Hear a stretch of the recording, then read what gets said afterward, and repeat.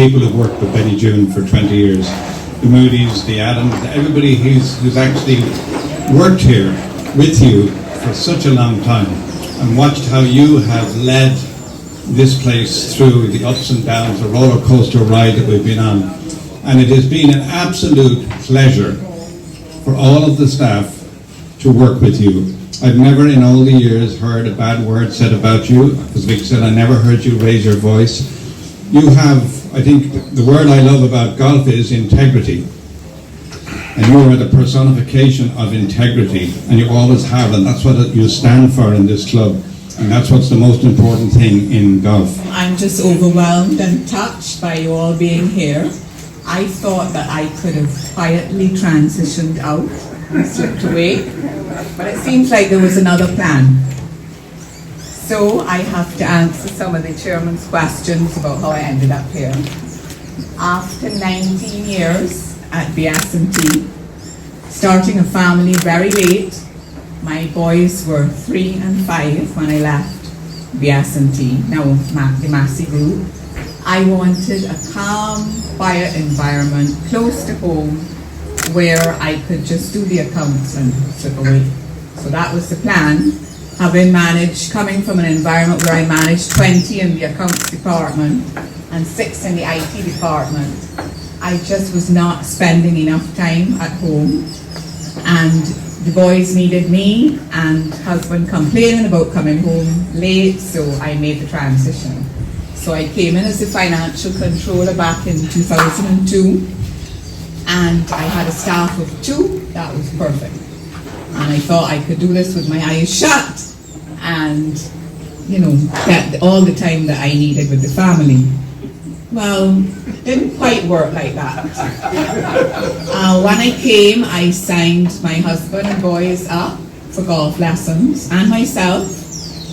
And very quickly, especially my oldest son, just took to the game. He really took to it. He was 5 years old, and he wanted to spend all of his spare time on the course. So my husband, of course, had to chip in, and he ended up being a golf fanatic.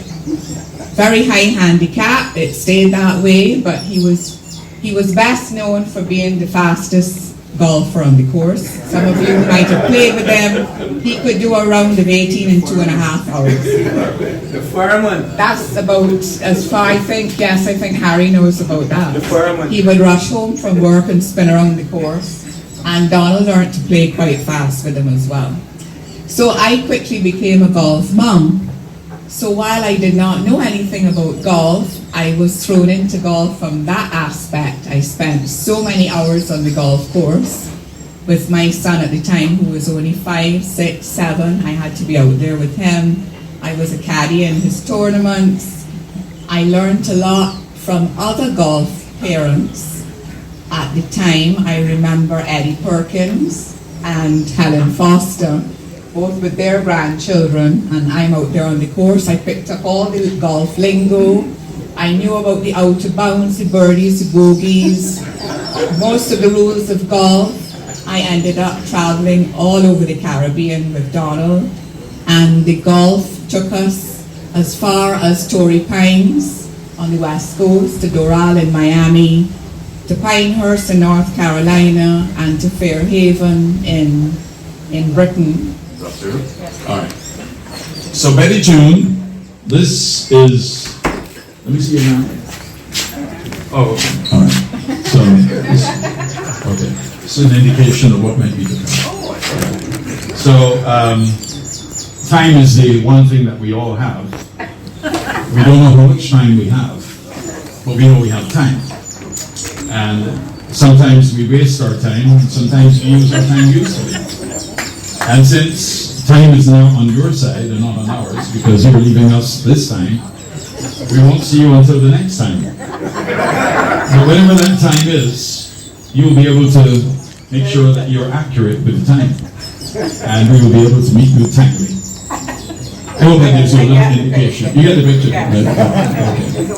All right. So, on behalf of the management and the team here at the Barbados Golf Club, all of the workers, all of the members who have gathered here this afternoon, thank you once again, and this is but a small token of our appreciation.